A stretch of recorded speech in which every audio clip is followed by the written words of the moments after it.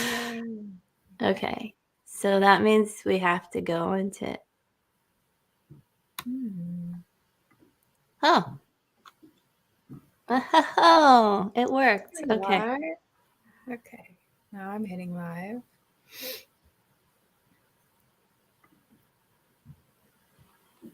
Okay. I think we're here. What's happening?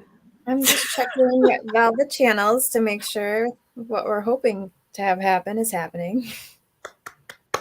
Yeah. Yay. Okay. Let's just check in with all of the technology. There we go. Yeah. It's working for me. Oh, Yay. it's working for me. It's happening. Beautiful. Okay. All right. I'm going to let you go Yeah. whenever you're ready. I'm ready. I just wanted to make sure all of the things we wanted to happen are happening, and it looks like it is. So I will say hello. My name is Sarah Marie. I'm an energy healer and psychic medium. I have with me Galactic Ashley, one of my favorite colleagues. She is in McMinnville, Oregon with me.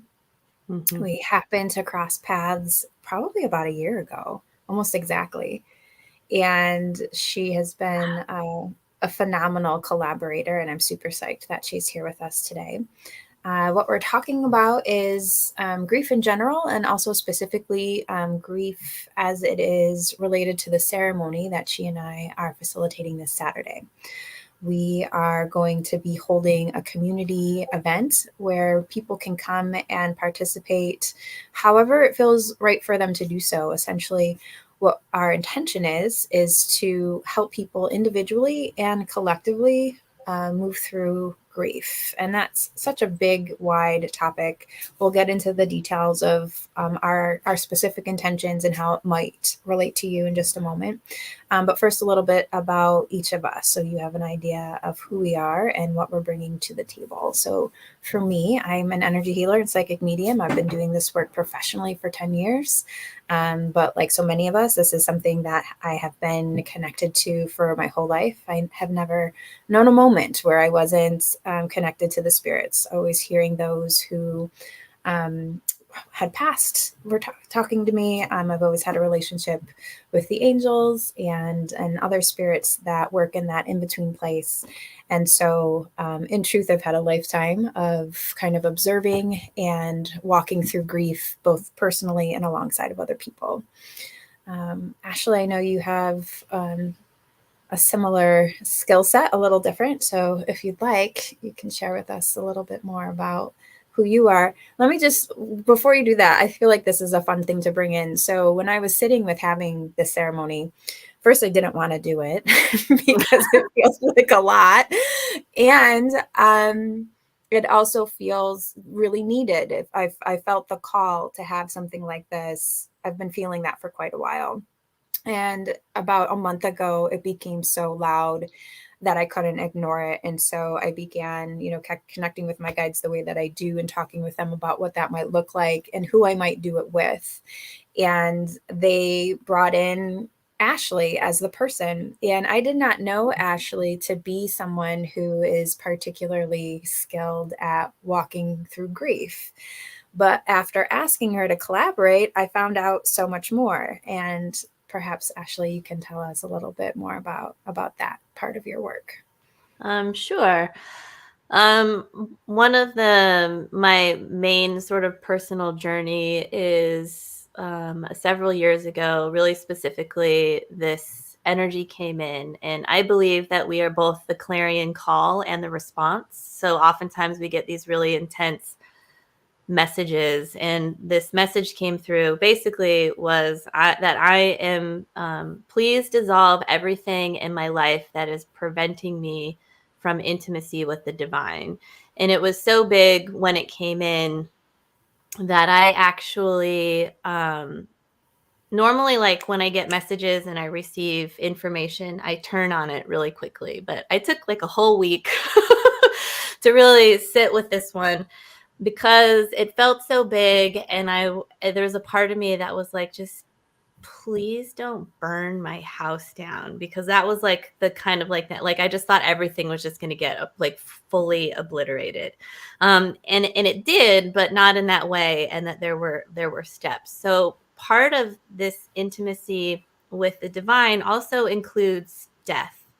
Mhm. And so when I'm talking about death, I want to separate it momentarily from being like a death doula. So I don't work in hospice, and I'm not transitioning physical bodies over um, at this point. And I don't know that I will be guided necessarily to do that. But I'm talking about like the death consciousness, and how death is experienced, and pieces of us that sort of slough off, like if you can imagine like a mountain kind of going into the river, a chunk of a mountain falling off so that something else can kind of come through. And the Mhm. dragons say that we are here to die into more complex versions of ourselves. So I take death as a practice, like it's a spiritual practice for me. And I've been recently going through a process of purifying my relationship with death, which goes into the Mhm. very, very deep, deep, deep parts of me that maybe have self-hate that are there, or where somebody maybe wanted me to die, or energetically, energy was coming in to sort of siphon it off of me. So there's a lot of those kind of energies. And so grief and death are oftentimes together. But I also want to iterate, and this is what I see a lot with clients and with students that are in my courses, is that when we connect to these really high vibrational beings or these multidimensional aspects of ourselves, there is almost always, always, always massive amounts of grief when we are connecting to unconditional love. So I just want to like throw that in the mix, that it doesn't, we don't have to be in these deep, deep, dark, dark places, but through acts of remembrance, whether it's in this particular lifetime or beyond this lifetime. I mean, the doorway to grief is really quite massive. Mhm. Yes. So I I'm, absolutely appreciate your perspective, and I feel like that's both a zoomed in and a zoomed out look. yeah. And how I feel like that relates to what we're doing on this Saturday is you're bringing an energy that is kind of transcendent, right? It's an energy that is beyond us and outside of us. And for me, how I have walked through my own personal grief and helped others walk through theirs, it's that place outside of us often that helps kind of dilute the grief that we're in. It's an energy that can kind of touch in with our personal experience and the energy that we're carrying around sadness, loss, disappointment, rejection, all of those things that inspire grief.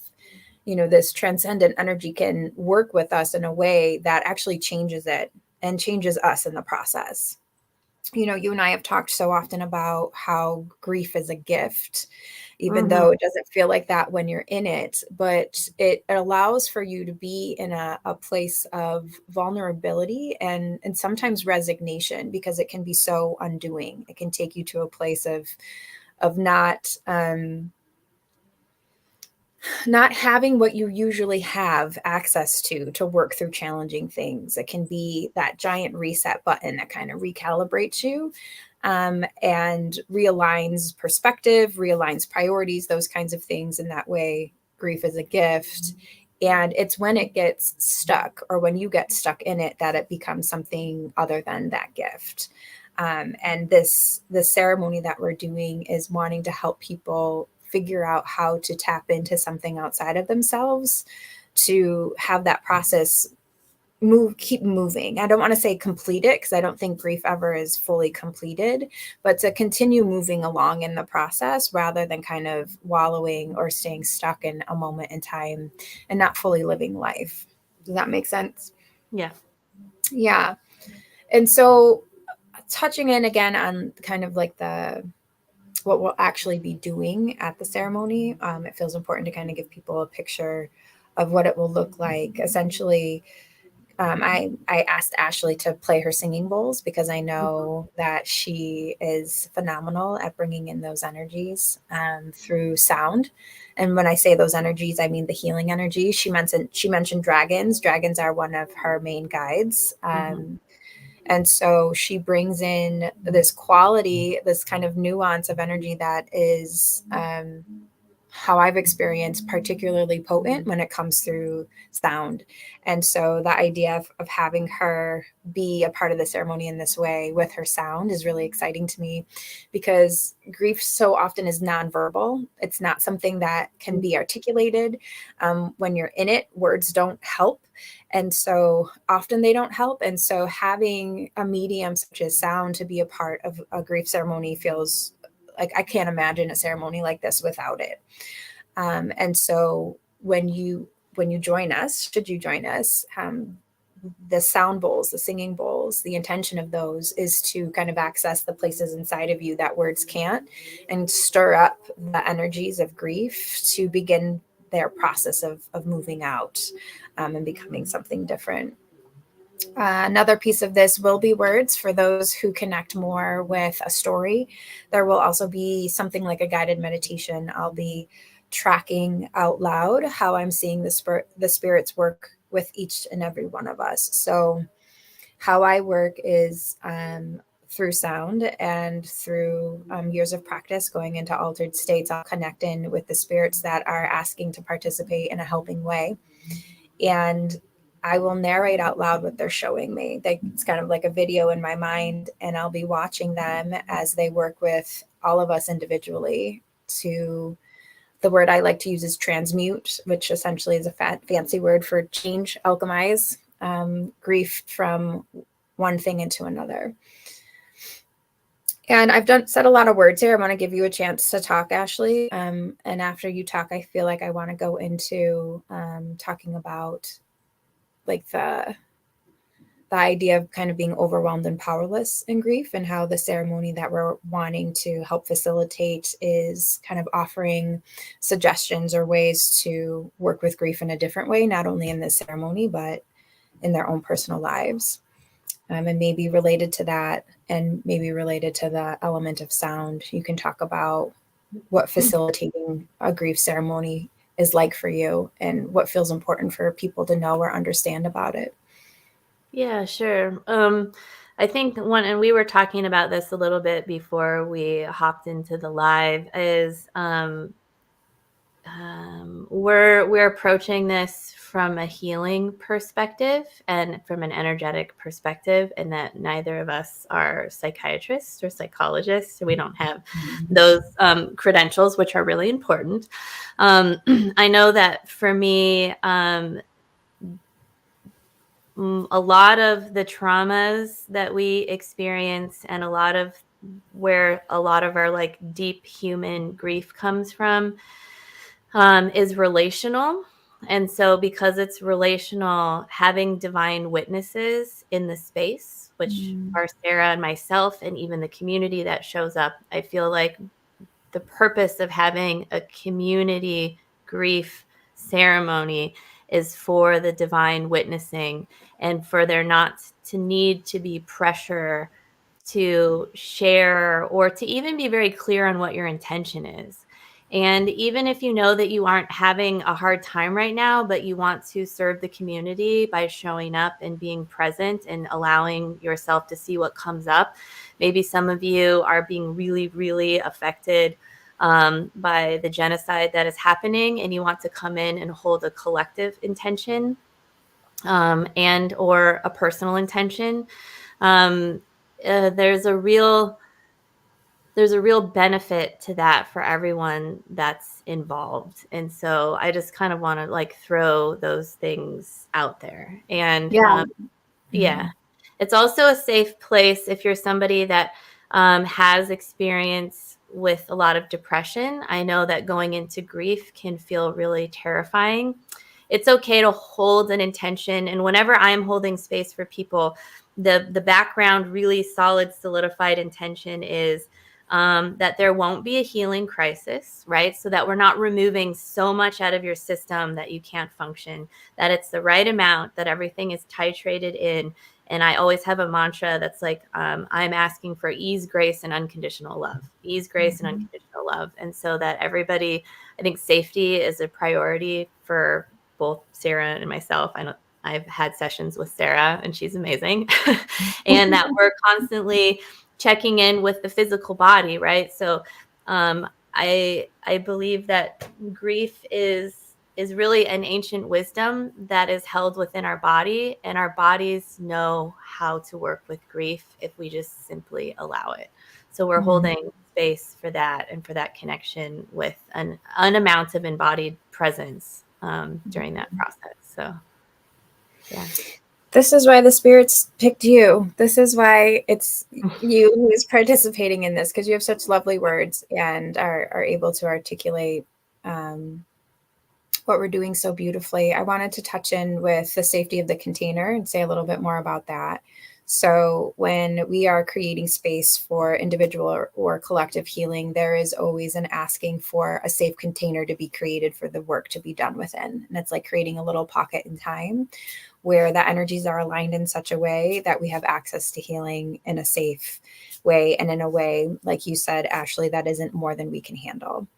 And we both work with divine guides, guides that are committed to the well-being of humanity, that have been walking alongside of people since the point of like the conception of the humans. And so they know how to pay attention to us in the ways that are significant and helpful during a process like this. And when we set an intention, there's always both a verbal and an internal understanding of what it is that we're asking for. And so you'll hear me say out loud what our intention is, and then Ashley and I will both be holding that intention in our heart space and kind of imbuing the entire room with that energy.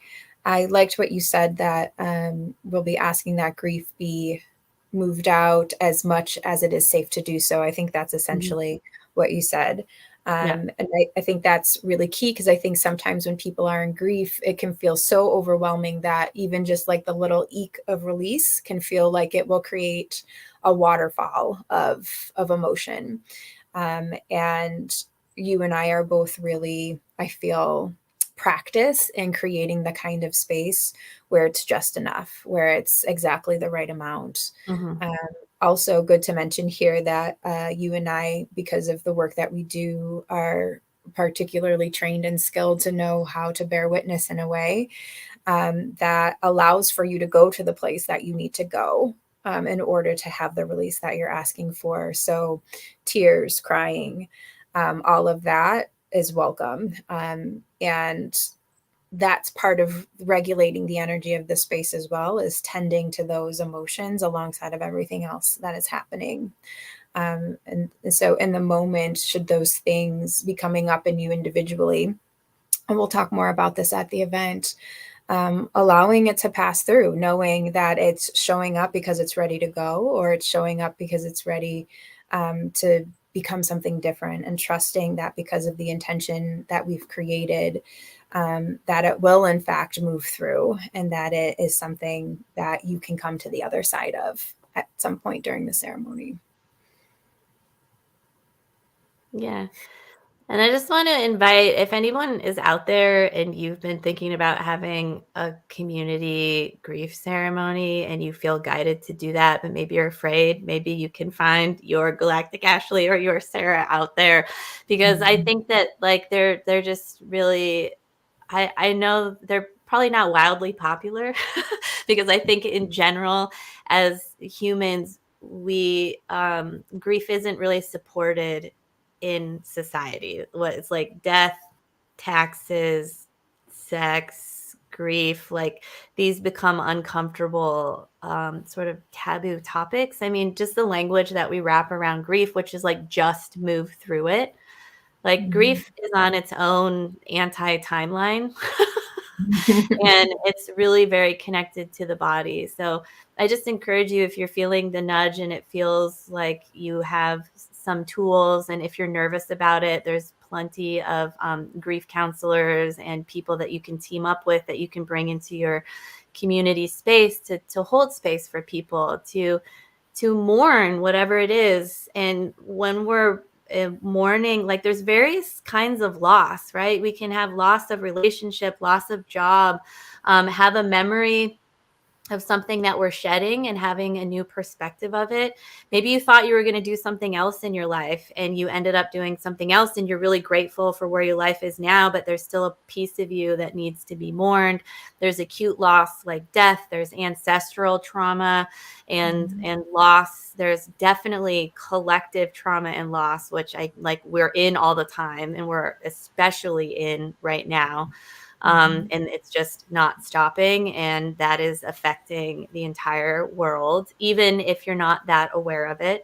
There's no judgment about that. This isn't a quiz. We're not asking, we're just asking people to just show up however it is that you are, so that we can Mhm. just be in a shared space together. Mhm. Yeah.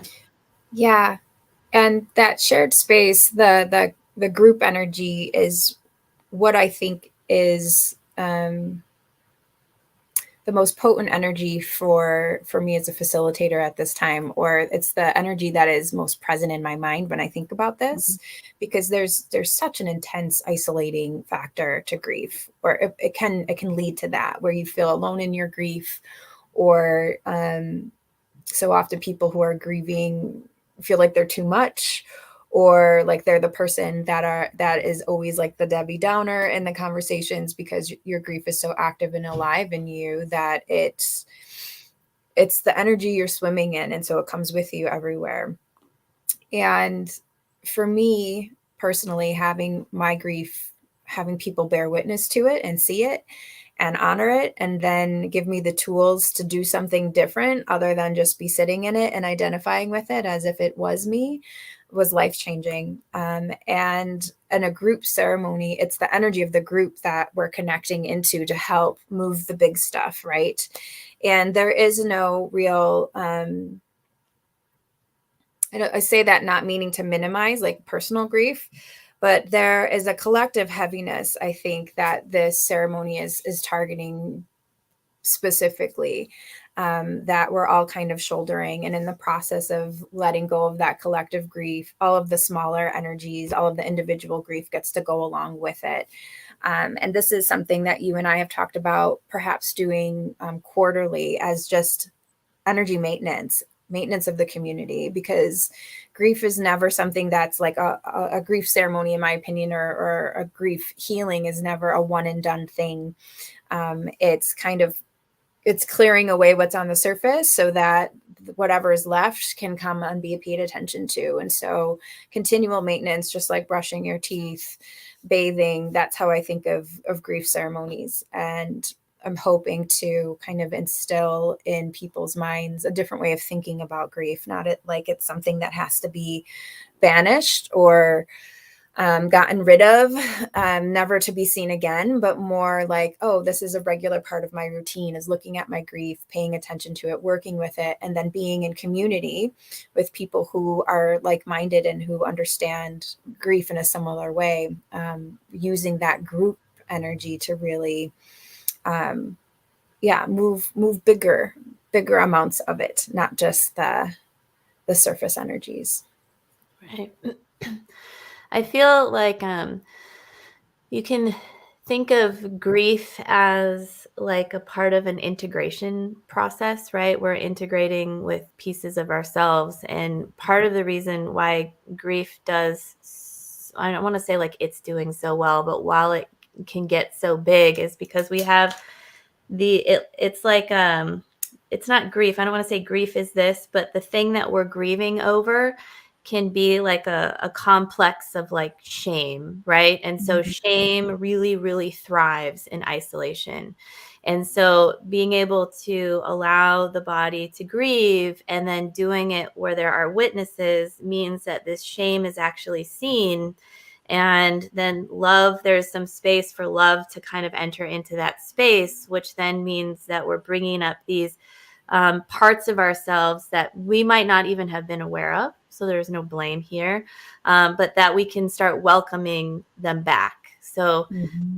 that's part of it. And I have found that, especially for empaths and that are out there, that a lot of times when we're grieving, maybe with someone, um, it can really bring us back to, or even doing a collective grief, because like as a dragon being, and I actually identify as being a dragon, part of what I'm here is to actually move big pieces of like the collective grief, right?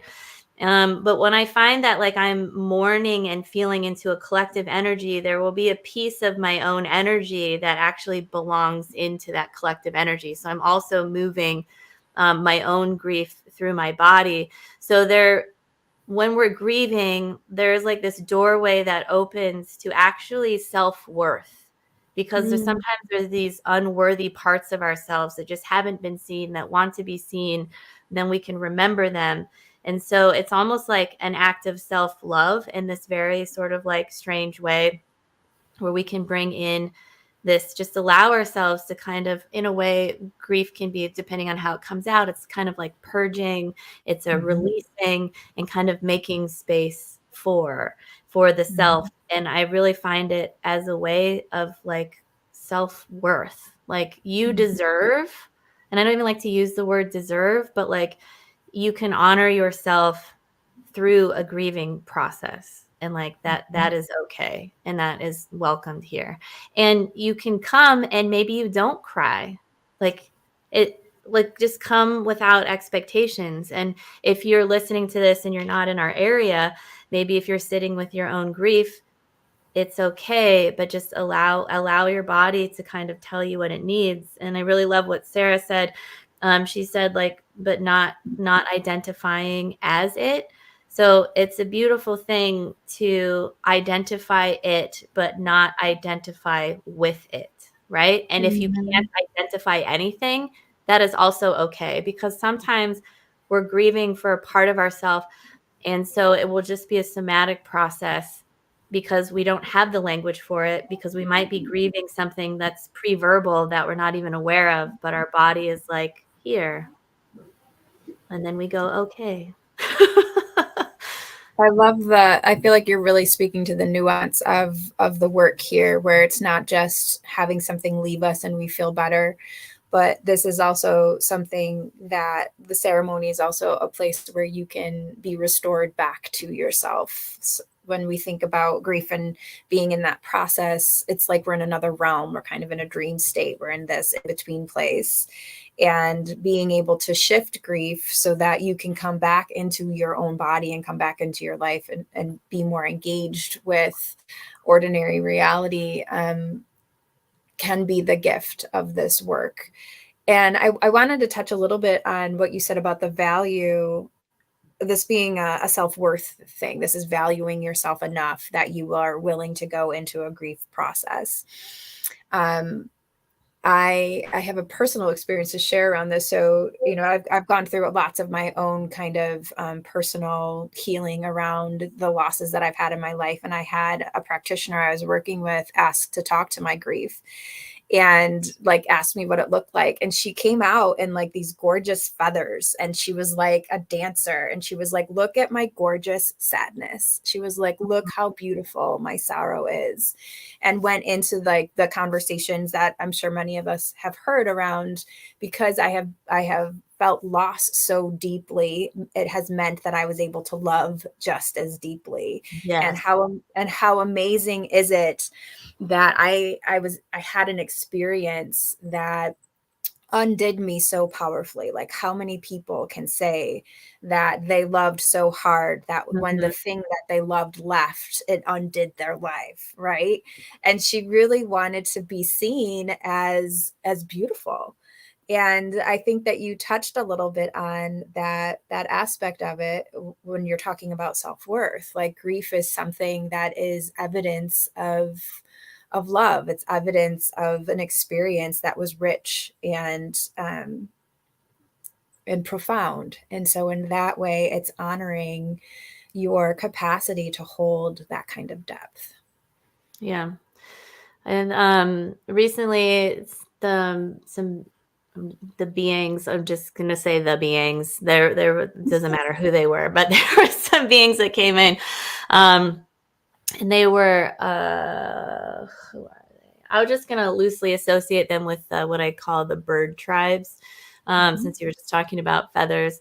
And there was a lot of warrior energy. And they were really talking about like what it means to be sort of a heart warrior, and that a warrior is Mhm. not defined by their wounds, Mhm. but it's really the ability to love. And this is why when I first started, I was talking about like, because even in the channeling groups and in the light language groups, and when I'm working with people and they're connecting to these multidimensional aspects of themselves, it opens up just these grief zones, because I've stood like in this threshold of like massive amounts of grief and massive amounts of unconditional love that are just Mhm. like crossing each other in this sort of like beautiful way.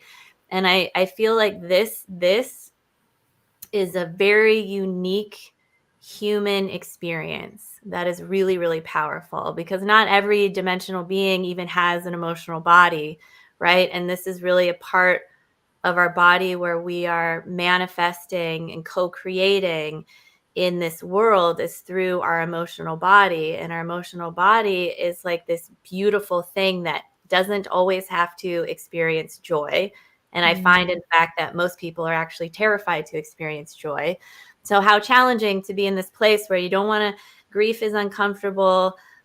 Discomfort is, of course, uncomfortable. And then you're uncomfortable experiencing joy, right? And so, just being able to get into like the emotional body and the physical body, because grief is still very physical to me.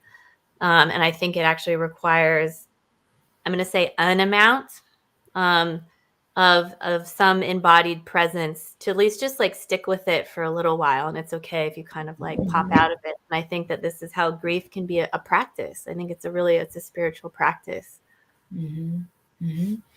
It's a spiritual practice, and I think it's, for me, how it has felt the most satisfying, for lack of a better way of saying it, has been in groups. I grew up, um, I grew up with family who were Catholic, and whenever we Mm. had a loss or a death, it was a 3-day ceremony. Like it was wakes, and it was, everyone's life stopped to attend the wakes and to go to the sharing of food in between the wakes, and we all slept over the person's house who had passed, and then we all went to the funeral, and then we had like the final meal together before we went back to our ordinary reality lives. And that rhythm of grief, even as a small child, I felt the need for it. I was like, I need Mhm. this. I need to have my life be stopped so I can process this, and process it with my family and my loved ones, so that when I am going back to my ordinary reality, I feel like I have done something to integrate it, to have it be something that isn't keeping me in a stunned state of loss, but I've actually um, taken the time to understand it and kind of adjust to what life looks like now that that loss has been created. And I think when you're doing it in a group setting, the way that we're doing it, it offers like I've always thought of like group ceremonies that happens on a regular basis. It's kind of like a timestamp, right? And Mhm. and it creates like markers in our journey. And that's our brains are linear. And so when we can track something, I think it helps not only our energy body, but also our like logical brain, our rational mind feel like something has happened that is moving us along, so that our even our brain can have a sense of change instead of staying in the trauma. Yeah. Well, I feel like I have said all that is wanting to come through me right now. I think what I'll touch in before we go is just to re-emphasize the energy medicine approach that Ashley and I have. We are working with the energy of grief. We are approaching it from a spiritual perspective. We're working with it in a way that makes sense according to the framework that we operate in. And so, Ashley has mentioned her dragon beings, and I've mentioned the angels and the guides that I work with. We're very much connected to the spiritual realms in a way that allows the spirit to interact with, engage ordinary reality, our physical lives, so that we can be healthy and whole. And so just reiterating, we're not psychiatrists, we're not psychologists, we're not therapists. We are something different than that. And we have had, I almost wanted to say lifetimes, but that's touching on something different. We've been doing this for a long time. And if your Yeah. cosmology allows for there to be more than one life, that's where we stand. This is something that we've been doing. This is something we've been doing for more than just this lifetime. And we work with guides, like I said before, that have been with human beings since the point of their conception on this planet. And so in that way, it feels safe, and it feels secure, and it feels like a place where real change can happen. I wanted to give you some space to say some final words if you want, Ashley.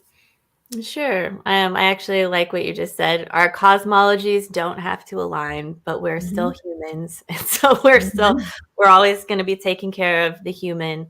I do know that part of the way that I work, and what my dragon consciousness self is capable of doing is to hold, kind of like I don't want to say the word reality, but sort of like the original kind of matrix down, so that in this process, within this container that we'll be setting, you can sort of become unhinged, and we're going to hold the matrix down so that you can rehinge yourself and be back together, because I have experienced extreme grief moments, very, very extreme, where I feel like I'm being taken out of my body.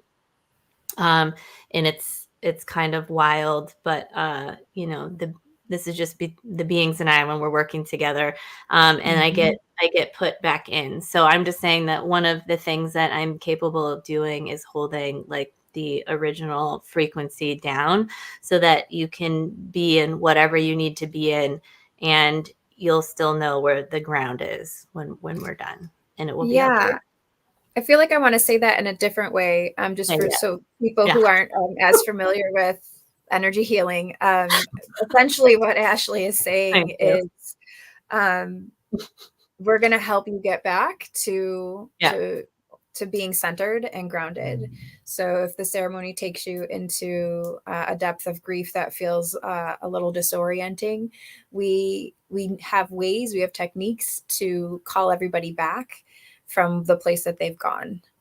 Whether it's an internal experience or like an outside of your body experience, we have a process, a very intentional process of helping you settle back into your body so that you can go and have the rest of your day. Okay. Yeah, Yeah. thank you. The other term that just came in, if this makes sense to anyone else, is therapeutic presence. We can hold therapeutic presence so that your central nervous system has something to gauge itself on. And Yeah. the other layer of that is what I just said before. I like that. I like that distinction, that we can bear witness to other people's grief and still stay grounded and oriented in our own Mhm. personal experience. And Yeah. just like a child regulates their energy against the grown up that's Yeah. holding them, Ashley and I will be those regulating energies for the Yeah. container. Yeah, Yeah. I'm a grown up. Yeah. Oh my goodness. Well, thank you so much, Ashley.